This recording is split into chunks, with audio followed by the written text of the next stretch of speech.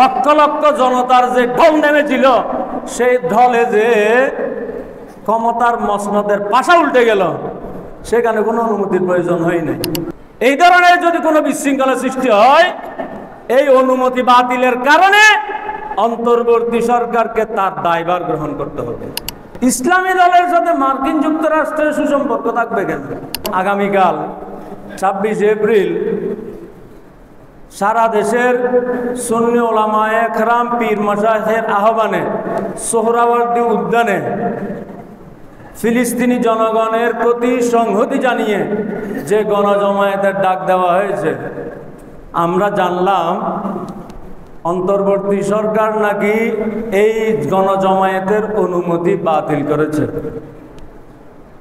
আমি বলতে চাই, এটা দুঃখের সাথে বলতে হচ্ছে, জুমার পূর্বে খুতবায় অন্তর্বর্তী সরকার যদি এই কাজটি করেই থাকে, তাহলে এটা সুন্নিদের সাথে একটা, ওই আমাদের গ্রামে একটা কথা বলে না, ওদের ল্যাং মেরে ঝগড়া বাজানোর একটা কাজ করেছে।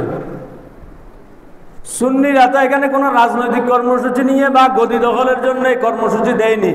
কর্মসূচি দিয়েছিল শুধু আমাদের ফিলিস্তিনি নারী পুরুষ শিশুদেরকে, নিরপরাধ শিশুদেরকে প্রতিদিনই মেরে ফেলছে ইসরায়েলি গুন্ডারা।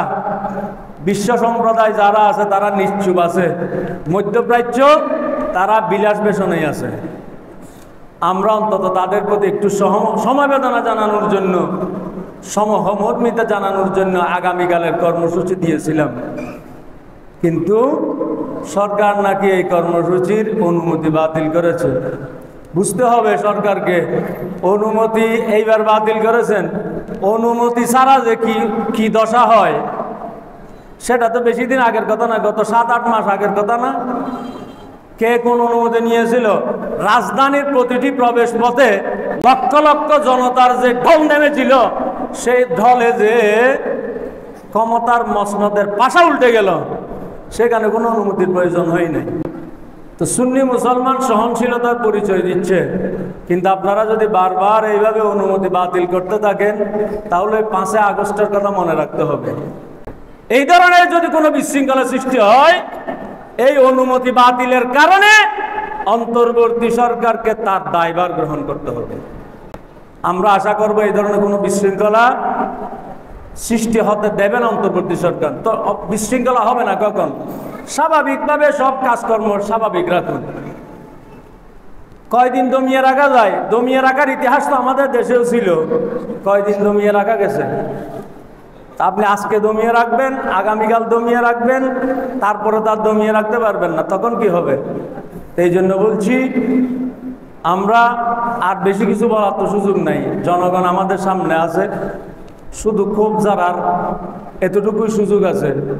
আমরা বলবো যে, আর যেটা ফিলিস্তিনি মুসলমানদের প্রতি যে সহমর্মিতা, আজকে বিভিন্ন গোষ্ঠী, বিভিন্ন ব্যক্তি, বিভিন্ন সংস্থার পক্ষ থেকে সাধারণ ইমানদার মুসলমানদেরকে আহ্বান জানানো হচ্ছে, ইসরায়েল সমর্থিত যেগুলি পণ্য আছে, পণ্যগুলি বয়কট করতে হবে। এটা ভালো কথা, আমরা বয়কট করব। কিন্তু ইসরায়েলের সবচেয়ে বড় মদতদাতা, আশ্রয়দাতা হচ্ছে বিশ্বের সবচেয়ে বড় সন্ত্রাসী রাষ্ট্র মার্কিন যুক্তরাষ্ট্র। এটা তো সকলের জানাই কথা, কিন্তু আমাদের দেশে মিডিয়ায়, বিভিন্ন পত্রপত্রিকায় স্পষ্ট যেই কথাটি সকলের জানা, সেটা হচ্ছে আমাদের দেশের একটি ইসলামী দলের সাথে মার্কিন যুক্তরাষ্ট্রের সুসম্পর্ক রয়েছে। ইসলামী দলের সাথে মার্কিন যুক্তরাষ্ট্রের সুসম্পর্ক থাকবে কেন? তাহলে ইসরায়েল সমর্থিত যে পণ্যগুলি আমরা বয়কট করব, এটা আমাদের ইমানি দায়িত্ব। একইভাবে আমাদের দেশের কোন ইসলামী দলের সাথে যদি এই ইসরায়েলের মদতদাতা মার্কিন যুক্তরাষ্ট্রের সুসম্পর্ক থাকে, সেই ধরনের ইসলামী দলকেও আমরা প্রত্যাখ্যান করব। সেই ধরনের ইসলামী দলের সাথেও বাংলাদেশের মুসলমানের কোনো সম্পর্ক থাকতেই পারে না।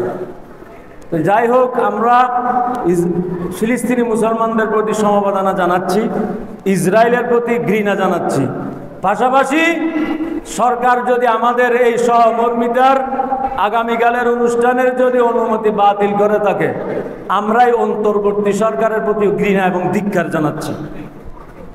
আর এরপরেও জনগণের আবেগ অনুভূতিকে মূল্য না দিয়ে যদি সরকার এই ধরনের বিপজ্জনক সিদ্ধান্ত নিয়ে থাকে, মানুষের আবেগ অনুভূতি এটা নিয়ন্ত্রণ করার ক্ষমতা মানুষের থাকে না। এই কারণে যদি আগামীকাল কোনো অপ্রীতিকর ঘটনা হয়েই যায়, তার দায়ভার অন্তর্বর্তী সরকারকে নিতে হবে। আল্লাহ পাক আমাদের দেশের উপরে শান্তি নাজিল করুন, আমিন।